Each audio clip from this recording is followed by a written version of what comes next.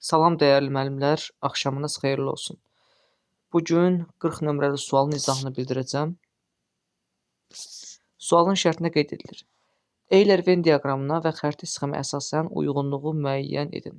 Bizə xəritə sxem daxilində ölkələr və həmin ölkələrə mənsub xüsusiyyətlər qeyd edilmişdir. İlk növbədə ölkələri müəyyənləşdirək. 1.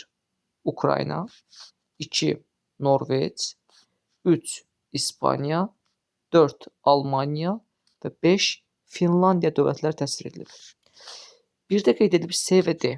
Yəni C-də qeyd edilib konstitusiyalı monarxiyadır. D-də isə əhalinin əksəriyyəti Roman dil qrupuna mənsubdur. Bu verilən xüsusiyyətlər xəritə sxemdə göstərilən dövlətlərdən İspaniyaya uyğun gəlir. Digər dövlətlərə baxsaq, 2-də Norveç bildiyimiz kimi Roman dil, German qrupuna mənsubdur.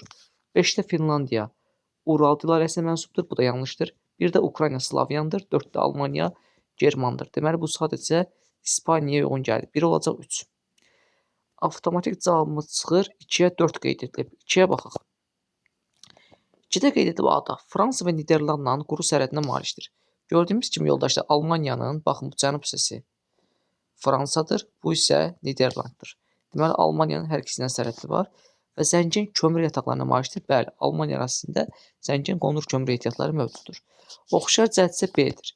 Hər ikisi federativdir. Bəli, həm İspaniya, həm də Almaniya federativ dövlətlər hesab edilirlər. Deməli, bizim doğru cavabımız olacaq 1-ə 3, 2-yə 4. Yəni C variantı.